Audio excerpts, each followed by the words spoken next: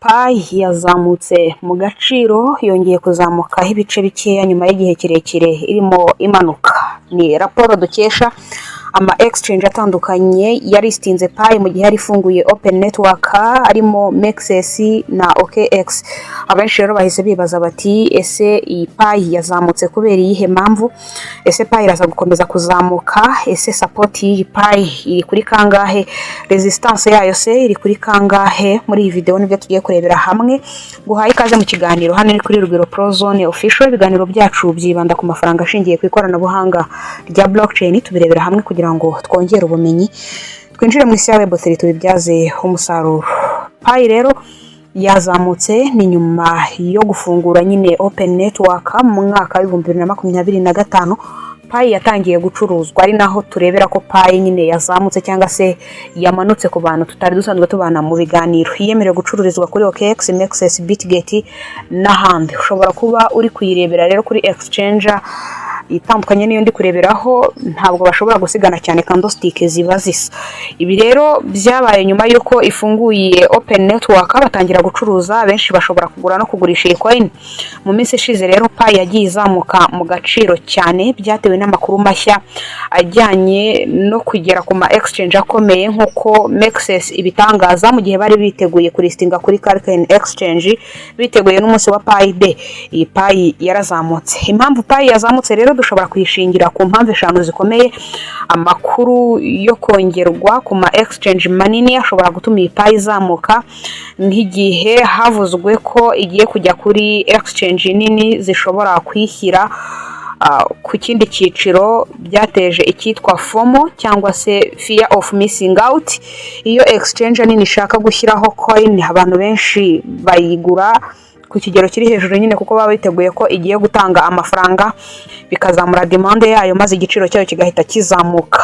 Iyi FOMO cyangwa se fear of missing out ishobora gutuma Payi nyine izamuka. Amakuru nk'aya rero yatumye Payi izamuka ku kigero cya 30% by'igihe gitoya nk'uko Mexes ibitangaza.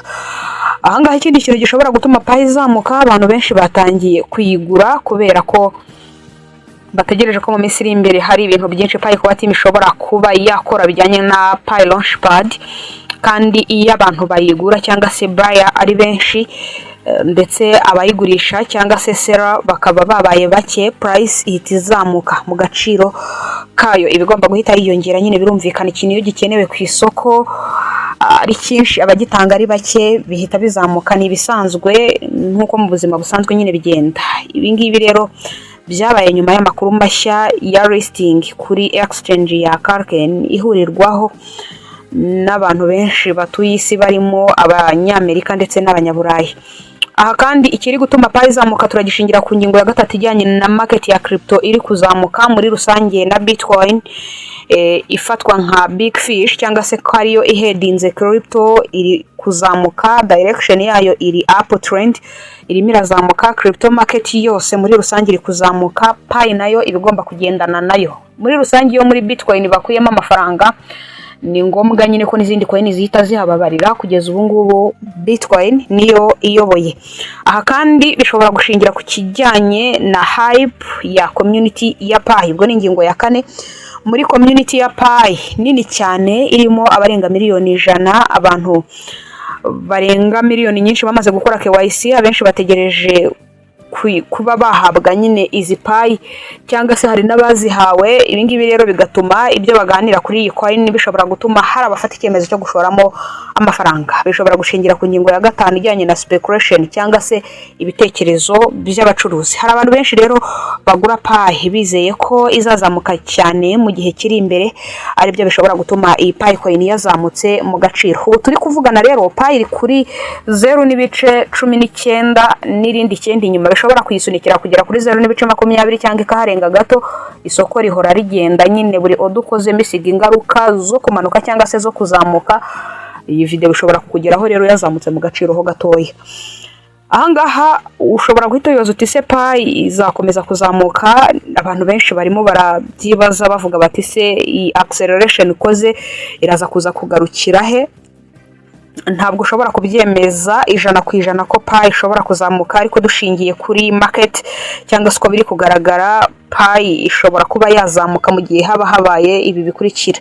Reka duhere kuri scenario 1 cyangwa se cyatuma pi izamuka. Cyambere cyatuma ikomeza kuzamuka, ibi bishobora kubaho niba exchange nini ziyishyizeho maze abantu bagatangira gushyiramo amafaranga. Mu gihe nko kuri Kraken bamaze gusobanukirwa imikorere ya pi, uko pi ikora cyangwa se n'ibyizakora, bagatangira kuyishyiramo amafaranga, nta kabuza pi izazamuka. Utility ya pi rero igomba kwiyongera, yamara kwiyongera coin nayo ikazamuka mu gaciro. Abantu benshi rero bamaze gusobanukirwa imikorere ya pi, cyane cyane hariya ya listinze vuba, bashobora kugura pi bikazamura pi mu gaciro. Scenario ya kabiri cyangwa se impamvu ya kabiri ishobora gutuma pi ishobora kuzamuka, ari nacyo nge nashingiraho ko kiri kubitera irizamuka rya pi riri kuba muri iki gihe gito, ni ukugabanuka kwa coin hanze. Ibi ngibi bishobora kubaho rero abantu benshi bagurishije pi zabo mu gihe lockup zabo zari zararangiye, tugereranije n'igihe batangiye migration. Ukanarebera ko abantu benshi bari bararokinze hafi imyaka 3, lockup zabo zagiye zirangira barazigurisha. Ubu tuvugana abenshi mudukurikiye muri kumva iki kiganiro muze kutubwira umuntu ufite pi kuri available balance zitari lockup aze kwandika muri comment. Ntago bashobora kuba ari benshi ugereranije n'abazifite kuri lockup. Rero iyo coin zamaze gushira, iziri muri circulation zamaze gushira, market imaze kugabanuka, ho coin byanze bikunze habaho ikitwa kugura, panic buying, cyangwa se kuba umuntu nyine yagira panic yo kuba yagura ya coin kubera ko yarayitunze kandi yinjiye muri project azi ibyo barimo barapanga gukora. Byanze bikunze rero zazindi yatanze nko kuri 0.5 ku idolari rimwe, pi yarahageze ku madolari 2.90, ashobora kuyigurira hano yari iri kuri 0.10 kugira ngo ategereze ko ishobora kongera gufata ikirere cy'amadolari 3 muri rusange. Ahangaha dukomereje ku kindi gice kijyanye na support na resistance. Ushobora kuba utabisobanukiye, ariko support naho igiciro kigera hasi kikanga kugabanuka. Urugero, niba pi igera kuri 0.20 by'idolari maze igahora igarukaho ntijye hasi cyane, aho niho support yayibishingiye, nicyo twita support. Iyo support rero yayo imaze gukomera, yabaye strong support, price ishobora kuzamuka ivuye aho ngaho. No kuvuga ngo umubare w'abantu bagurisha pi coin baragurisha, tuvuge ko yari iri kuri 0.25 bakagurisha bakaza kugarukira kuri 0.20, imbaraga z'abagurisha ziba zirangiye, ubwo noneho hagakurikiraho abagura, zazindi bagurisha ziba zishize, kandi pi coin ndacyakenewe ku isoko, noneho bakagura bari gushaka ikindi gice tugiye guhita dusobanura cyitwa resistance, aho igiciro rero gihagararira ukomeje ujya hejuru. Support biba bijya hasi baba barimo bagurisha, naho resistance iba izamuka barimo bagura. Resistance naho price igera hejuru igahita itangira kuhacira umurongo, uwo murongo ibiciye cyangwa se aho hani bigeze niyongere kugenda, niho twita resistance. Urugero, niba pi iri kugera kuri 0.35 sibye kitaheruka 0.22 by'idolari maze igahita icika imbaraga niyongere kuzamuka, aho niho twita resistance. Iyo resistance rero yayo ivunitse, pi bishobora guhita imanuka kandi cyane, bisobanura ko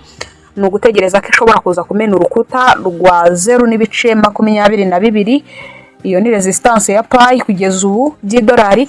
Nimena urukuta mukabona igeze kuri 0.23 by'idolari cyangwa se na 5 gutyo, pi iraba yazamutse kabaye.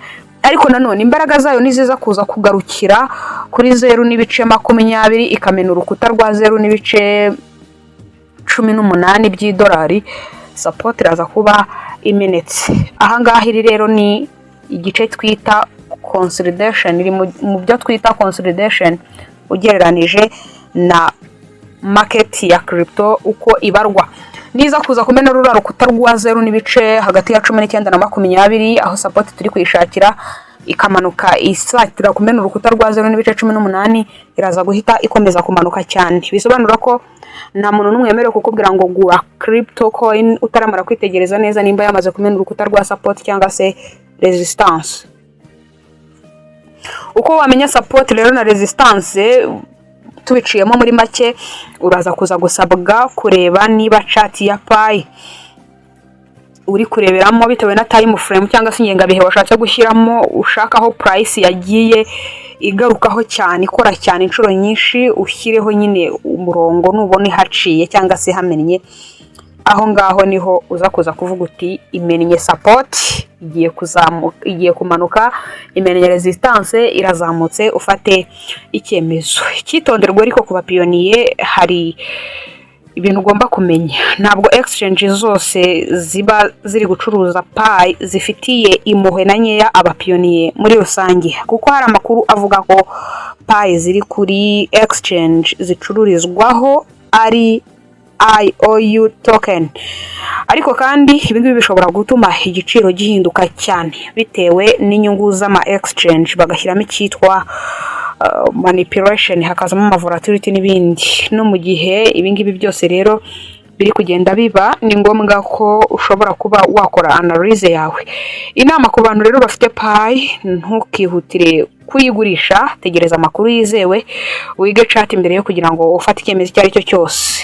Aha kandi ku ba trader, kureba support na resistance muzi neza ko ari rwo rufunguzo, ntugacuruze ugendeye ku marangamutima cyangwa se emotion. Turi gusoza mbagambo make, Pi coin yazamutse kubera listing yabaye mu minsi yashize, aho ya listingaga kuri Calcoin exchange. Abenshi barimo baribaza niba Pi ikomeza kuzamuka, ariko ibingibi nakubwira ntibizaterwa nuko isoko rizagenda, nuko exchange nini zizayishyira kuri listing. Niba ushaka gukomeza kumva amakuru nk'aya ngaya ajyanye n'aho ibiciro bigeze bya Pi, amakuru agaruka ku rugendo rwa Open Mainnet n'ibindi byinshi turushaho kugutegurira mu isi ya Web3, uze gukanda subscribe, hanyuma tujya tubana mu biganiro byacu bya buri munsi. Dusoreje hano ikiganiro, ikibazo cyangwa igitekerezo ushobora kuba watugezaho, inyunganizi se bitewe nuko crypto ni nini cyane, blockchain iragutse, dushobora kuyiganiraho, buri muntu akavuga uko abyumva. Ushobora kuduha igitekerezo cyawe rero muri comment. Wakoze cyane kutwumva, Imana ikurinde.